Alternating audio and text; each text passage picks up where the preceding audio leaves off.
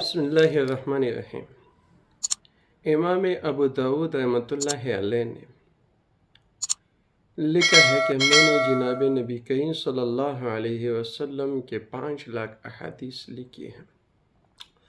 ان 5 لاکھ احادیث سے میں نے اپنی کتاب کا انتخاب یعنی سنن ابی داود کا انتخاب جو ان سے کیا ہے، تو اس میں نے 4800 حدیث یہ منتخب کیے ہیں، جس سے میں نے سنن ابو داود مرتب کیا۔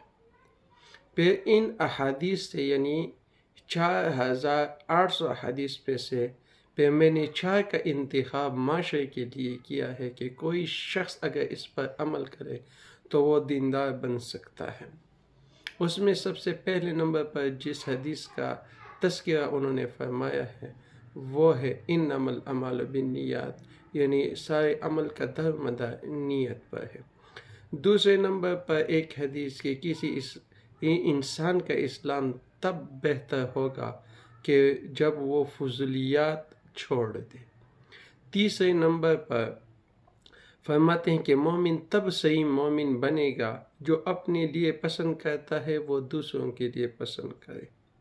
اور چوتھے نمبر پر کہ اللہ نے حلال بھی بیان کیے ہیں اور حرام بھی بیان کیے ہیں، ان کے درمیان جو ہے وہ مشتبہات ہے۔ اگر کوئی ان مشکوک مشتبہات سے بچے گا، اسے چھوڑ دے گا، تو اس کا دین اور اس کی عزت بچ جائے گی۔ تو میرے عزیزو، یہ 4 احادیث ان کا خلاصہ ہے اور دیندار بننے کے لیے کافی ہے۔ اسی طرح شاہ عبدالعزیز محدث دہلوی رحمۃ اللہ علیہ وہ بھی فرماتے ہیں کہ پہلی جو حدیث ہے وہ تصحیح عبادت کے لیے کافی ہے، یعنی عبادت کے صحیح ہونے کے لیے کافی ہے۔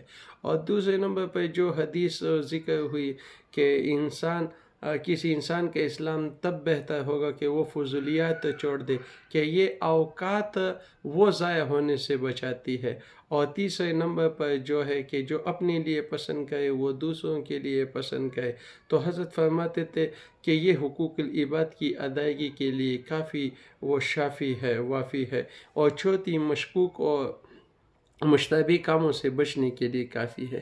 اسی طرح شیخ الحدیث حضرت مولانا زکریا رحمۃ اللہ علیہ اوجز المسالک جن نمبر 6 میں تحریر فرماتے ہیں کہ امام ابو داود کی بین ہی ان حدیث کا انتخاب ان سے پہلے امام اعظم ابو حنیفہ رحمۃ اللہ علیہ کر چکے ہیں، لیکن البتہ امام اعظم نے ان 4 کے علاوہ ایک 5ویں حدیث کا بھی ذکر فرمایا ہے، یعنی مزید انتخاب فرمایا ہے۔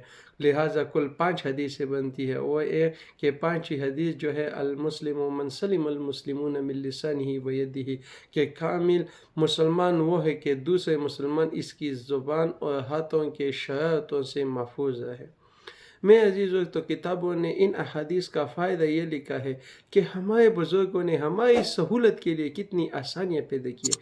دیکھیے ان 5 احادیث کو 5 لاکھ احادیث سے نکالا گیا ہے۔ اللہ پاک عمل کی توفیق عطا فرمائے۔ جزاک اللہ و احسن الجزا۔